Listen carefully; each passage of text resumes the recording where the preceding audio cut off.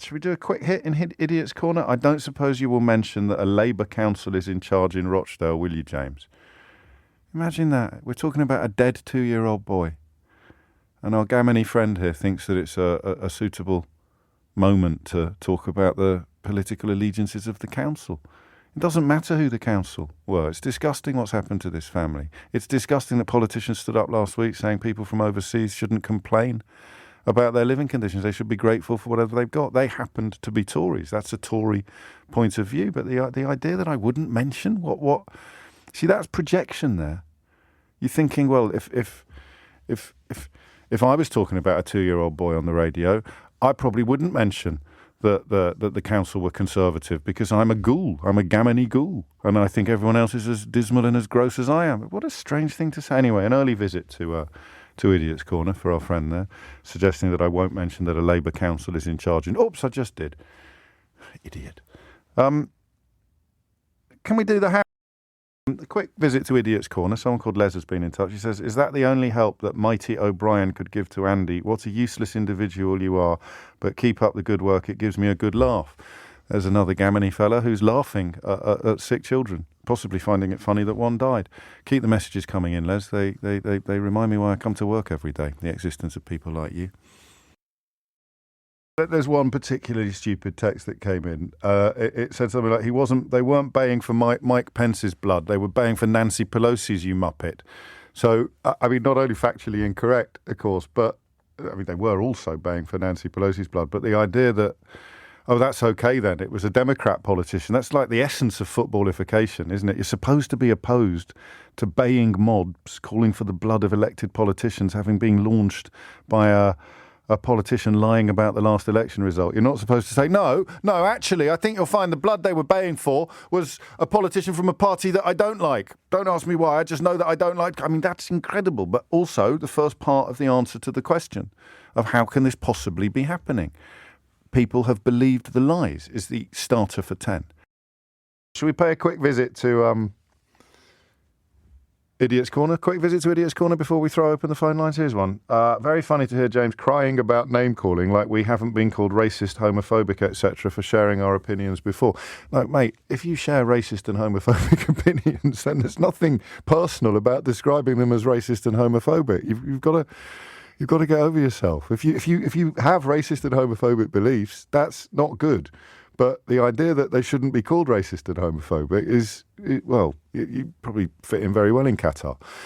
But here's the thing, what counts and what doesn't, what matters, what works? Don't know if this quite qualifies for Idiot's Corner, but you're pretty close, mate.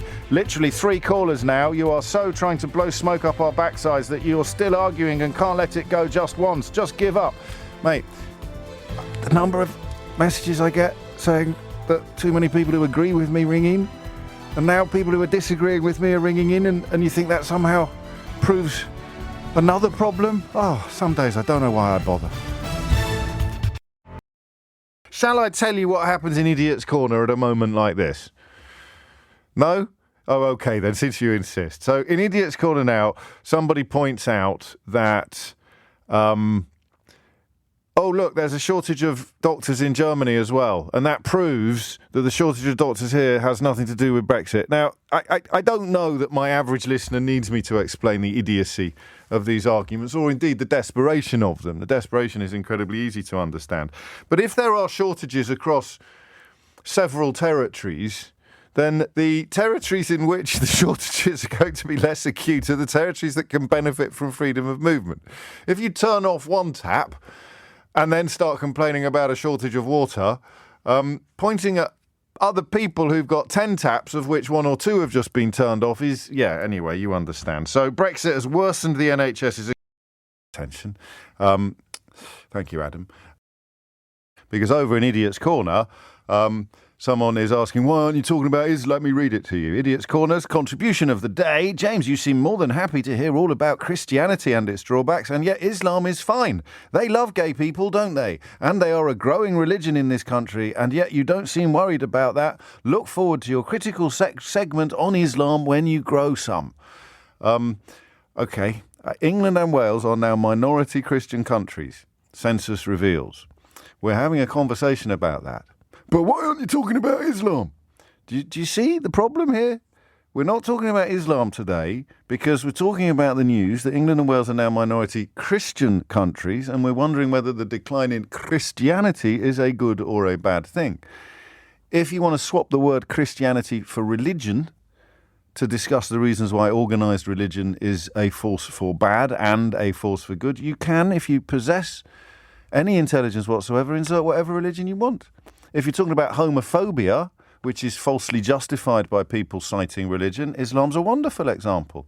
I suspect it's a hell of a lot harder to grow up gay in a Muslim family than it is to grow up gay in a Christian family these days. It didn't used to be. Go back 50 years, it would have been pretty much equal. So just this idea that when you're talking about Christianity in a negative sense, you would be frightened of talking about Islam in a negative sense is a consequence of your own racism. It's sadly yet more proof that you can't see clearly because of all the hatred and bile that you've got built up inside you. You remember that quote from yesterday from James Baldwin? I imagine one of the reasons people cling to their hate so stubbornly is because they sense that once hate is gone, they will be forced to deal with pain. Just let the hate go. Join our conversation about the decline in Christianity without bringing your hatred of Muslims, or probably all brown-skinned people, into it today. There's no need. We get a story in the news next week about somebody who was viciously abused within a mosque community on the grounds of their sexuality. We'll talk about it. It's so funny, isn't it, how cowards always accuse other people of being cowards. Anyway, that's today's visit to Idiot's Corner over and done with. Duncan's in.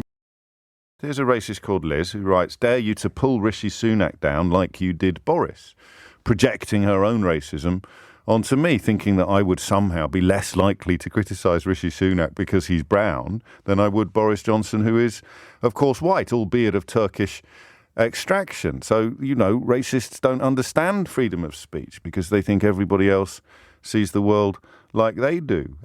Do listen to this programme for 30 seconds and you will hear me denigrating everybody and anybody possessed of pungent right-wing views, regardless of their ethnicity, whether it's Suella Braverman, Priti Patel, James Cleverly, Rishi Sunak, Nadine Dorries, Dominic Raab, or any of the rest of them. So you crack on, Liz. Thank you for the early wave there from Idiot's Corner on my inbox. So here you go, Idiot's Corner. O'Brien, the man who regularly mocks working class callers' lack of education. Mate, being working class doesn't mean you're uneducated. I don't want to patronise you, but that's not how you spell Ofcom either. Picking up on a word they may have used out of... Oh, you've rung in, haven't you, and soiled yourself live on the radio. Mate, that's not my problem either. Don't use words you don't use the meaning of. That applies to posh people. Jacob Rees-Mogg often uses quotes completely out of context. It's got nothing to do with class. He's now trying to pretend he doesn't know what Ofcom are on about. God, how many Fs can you get into Ofcom? That's a work of art. Anyway, my apologies for not remembering to give a little wave to Idiot's Corner earlier in the programme. Danny is... Sarah's been in touch to say, you won't read this out, but the stories of Meghan's behaviour were shocking. Staff were regularly reduced to tears. I know 2 people that worked at the palace and they say she was awful. You won't acknowledge this. I'm happy to read all that out, but you have to address the 20 stories we've been talking about.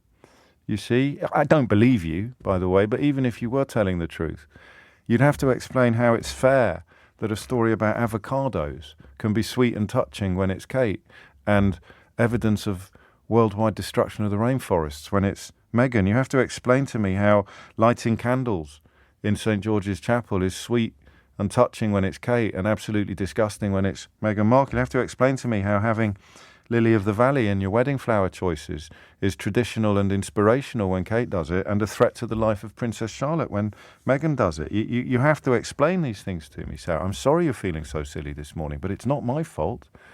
It's these newspapers that did it to you.